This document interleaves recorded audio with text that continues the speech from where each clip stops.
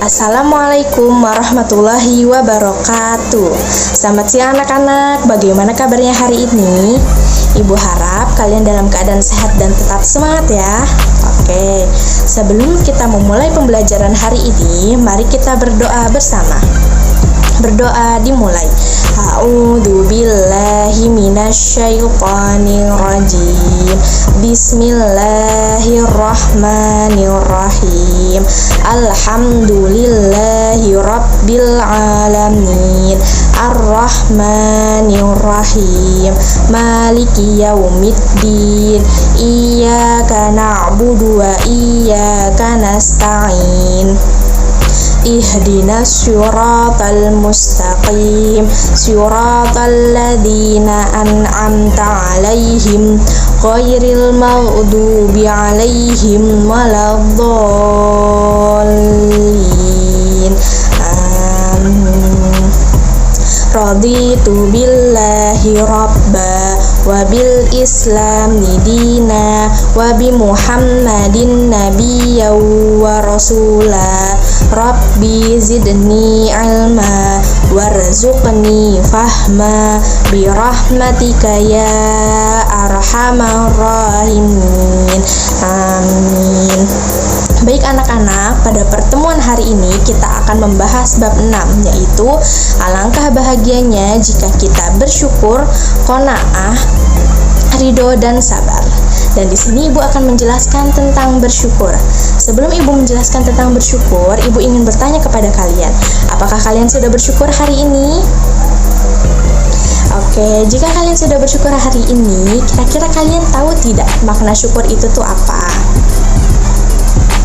Nah, makna syukur di sini yaitu suatu tindakan, ucapan, dan perasaan senang maupun bahagia atas nikmat yang telah kita rasakan, atas nikmat yang telah kita dapatkan dari Allah Subhanahu wa Ta'ala. Selanjutnya, di sini ada bentuk-bentuk syukur.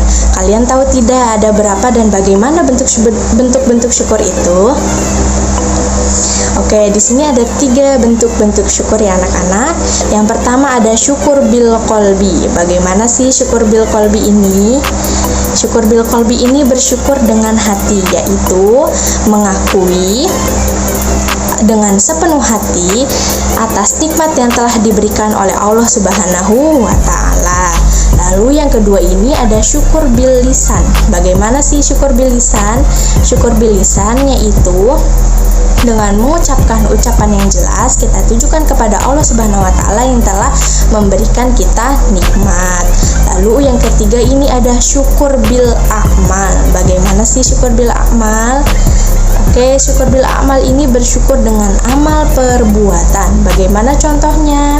Yang pertama, Allah telah memberikan kita anggota tubuh, maka dengan cara bersyukur kita bisa mempergunakan anggota tubuh ini untuk hal-hal yang positif, untuk hal-hal yang baik. Contohnya, Allah telah menciptakan lidah, kita pergunakan untuk selalu berzikir kepada Allah, kita gunakan untuk berbicara hal-hal yang baik. Begitupun mata, Allah menciptakan mata agar kita untuk melihat hal-hal yang baik, kita pergunakan untuk hal yang baik. Nah, lalu yang kedua, jika Allah memberikan harta dan benda kepada kita bisa mempergunakan harta tersebut di jalan Allah dengan cara memberi ataupun bersedekah. Dan contoh yang ketiga ini, jika Allah memberikan kita ilmu pengetahuan, kita bisa memanfaatkan ilmu tersebut untuk kesejahteraan, keselamatan, dan kebahagiaan orang lain. Bagaimana caranya? Yaitu dengan membagikan ilmu yang kita punya, ilmu yang kita dapatkan, dengan cara bisa dengan cara mengajarkan mereka salah satunya. Lalu di sini ada hikmah dan manfaat bersyukur. Siapa yang tahu hikmahnya? Nah, yang pertama ini hikmahnya membuat seseorang bahagia. Mengapa demikian? Karena apa yang ia dapatkan akan memperoleh manfaat untuk dirinya dan orang lain. Lalu yang kedua ini Allah akan menambah nikmat kepada hamba-hambanya yang selalu bersyukur. Bahkan Allah pun sudah menjanjikannya loh di dalam Al-Quran. Siapa yang tahu Quran surat apa? Oke, Quran surat Ibrahim ayat 7 ya anak-anak, yang berbunyi Bismillahirrahmanirrahim. Wa ita'adana rabbukum la in syakartum la azidannakum wa la in kafartum inna adabi lasyadid. Yang artinya, dan ingatlah kamu tatkala Tuhanmu memaklumkan, sesungguhnya jika kamu bersyukur kepadaku, niscaya aku akan menambah nikmat kepadamu, dan jika kamu mengingkari nikmatku, sesungguhnya azabku sangat pedih. Maka sangat beruntung bukan bagi orang-orang yang selalu bersyukur, karena Allah akan selalu menambah nikmat kepada orang-orang yang selalu bersyukur. Lalu yang terakhir ini, hikmah dan manfaatnya disenangi banyak orang. Mengapa sih demikian? Karena ketika kita pandai bersyukur, maka kita akan mudah mengucapkan terima kasih kepada sesama. Nah, dengan kita mudah mengucapkan terima kasih, dengan kita sering mengucapkan terima kasih kepada orang lain, maka orang lain pun akan senang kepada kita. Begitu ya anak-anak. Oke, untuk materi selanjutnya yaitu qanaah yang akan dijelaskan oleh Ibu Dea. Kepada Ibu Dea dipersilahkan. Baik anak-anak, penjelasan yang selanjutnya yaitu sifat qanaah. Apa itu sifat qanaah? Qanaah merupakan sikap rela menerima dan merasa cukup dengan apa yang sudah kita miliki, serta menjauhkan kita dari sifat tidak puas dan merasa kurang. Akan tetapi, apabila kita sudah memiliki sifat qanaah, bukan berarti hidup kita menjadi malas-malas saja, malas bekerja, menjadi pribadi yang tidak aktif, hidupnya statis dan tidak mau menerima perubahan. Justru sebaliknya, dengan memiliki sifat qanaah, menjadikan kita untuk semakin mendorong diri dalam bekerja keras, karena orang yang memiliki sifat qanaah akan tetap bekerja keras, namun hasilnya akan diterima dengan rasa syukur dan rasa lega. Dalam kehidupan, orang yang selalu merasa tidak cukup biasanya cenderung merasakan ketidaknikmatan yang ada dalam dirinya, dan akibatnya hidupnya akan menjadi selalu gelisah. Seharusnya sebagai muslim, kita menjadikan qanaah sebagai sikap dasar. Karena apa? Karena sikap tersebut akan menjadi pengendali agar kita tidak larut dalam keputusasaan. Sedangkan bagaimana cara kita menerapkan sikap qanaah dalam kehidupan bermasyarakat? Caranya yaitu dengan tidak memperlihatkan kesombongan dan keangkuhan kita di depan umum. Selanjutnya, Ibu akan menjelaskan fungsi qanaah dalam kehidupan pribadi seseorang. Yang pertama, qanaah sebagai stabilitator atau penyetabil. Maksudnya, apabila seorang muslim telah memiliki sifat qanaah, maka ia akan selalu berhati tentram, berlapang dada, merasa puas dengan apa yang dimilikinya, merasa kaya, dan kita terhindar dari sifat rakus, serakah, serta tamak.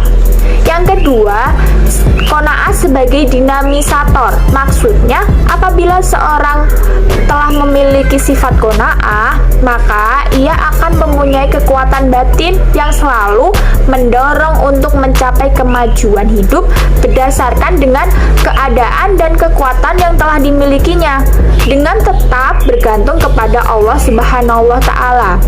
Dengan memiliki sikap ini, maka kita dapat terhindar dari cara-cara yang menghalalkan segala cara untuk memenuhi kebutuhan hidup kita atau untuk memenuhi hawa nafsu kita dalam meraih kemajuan hidup kita. Selanjutnya, Ibu akan menjelaskan tentang keutamaan dari qanaah. Apa saja keutamaan dari qanaah? Yang pertama, anak-anak, yaitu bersyukur apabila berhasil dalam usahanya dan jauh dari sifat sombong. Yang kedua, kita selalu bersabar dan berlapang dada apabila telah gagal dan kita dijauhkan dari sifat frustasi. Selanjutnya yaitu memiliki hati yang tentram dan damai. Yang keempat, merasa kaya dan kita selalu merasa berkecukupan dengan apa yang sudah kita miliki. Yang keenam yaitu hidup kita menjadi hemat dan tidak boros. Yang ketujuh yaitu menyadari bahwa harta kita berfungsi sebagai bekal ibadah kita di masa depan. Selanjutnya yaitu menyadari bahwa kaya dan miskin itu tidak terletak pada harta tetapi pada hati kita masing-masing.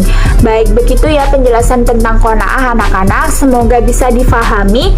Selanjutnya akan dijelaskan oleh Ibu Farika. Untuk Ibu Farika dipersilahkan. Nah, anak-anak, di sini Ibu akan menjelaskan mengenai materi ridho dan sabar. Yang pertama, ridho itu apa? Ridho itu mempercayai dengan sungguh-sungguh bahwa apa yang menimpa di diri kita itu baik suka maupun duka, itu adalah yang terbaik menurut Allah. Jadi kalau kita menerima senang atau susah gitu, kita harus ridho atas ketentuan atau takdir dari Allah. Nah, yang kedua itu ada sabar. Sabar itu apa? Sabar itu menerima segala sesuatu yang terjadi dengan senang hati. Nah, apakah perbedaan dari kedua ini? Perbedaan dari ridho dan sabar. Kalau ridho itu lapang dada atas takdir. Sedangkan sabar itu menahan diri dari perasaan atau perbuatan yang menunjukkan keluh kesah. Nah, di dalam sabar itu sendiri ada 3 macam atau 3 tingkatan. Apakah saja itu 3 macam dalam sabar? Yang pertama, sabar dalam melaksanakan ibadah atau ketaatan. Karena melakukan ketaatan itu butuh kesabaran yang terus-menerus. Contohnya kita dalam melaksanakan ibadah, kita harus istiqomah. Kita saat salat tahajud itu kita harus memerangi hawa nafsu, memerangi ngantuk kita. Kita juga harus berwudu dengan air dingin. Itu kita harus sabar dalam melaksanakan ibadah, melaksanakan sebuah ketaatan. Nah, yang kedua ada sabar dalam meninggalkan maksiat. Karena kenapa kita harus sabar dalam meninggalkan maksiat? Karena menahan diri dari perbuatan maksiat atau perbuatan yang kita harus menghindari perbuatan yang jelek.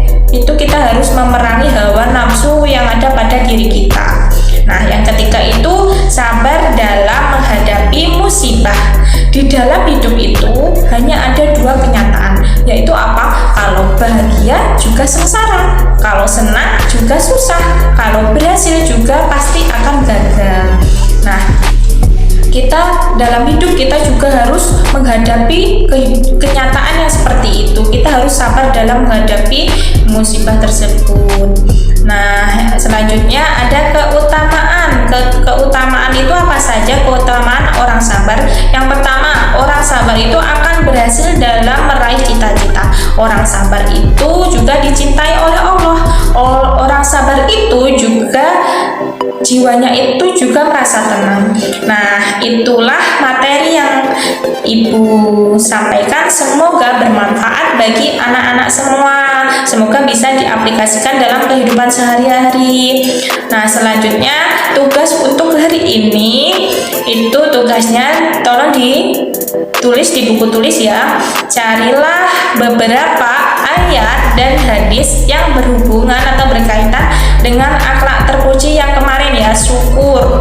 Terus ada qanaah, yang sekarang ini ada ridho dan sabar. Nah, itu tugasnya mencari dalil dari ayat Al-Quran maupun hadis mengenai syukur, qanaah, ridho dan sabar. Nah, itulah yang dapat Ibu sampaikan. Semoga bermanfaat bagi anak-anak. Untuk mengakhiri pembelajaran hari ini, marilah kita berdoa dengan doa kafaratul majlis. Subhanakallahumma wa bihamdika asyhadu an la ilaha illa anta astaghfiruka wa atubu ilaik. Subhana rabbika rabbil izzati amma yasifun wa salamun alal mursalin walhamdulillahi rabbil alamin. Wassalamualaikum warahmatullahi wabarakatuh.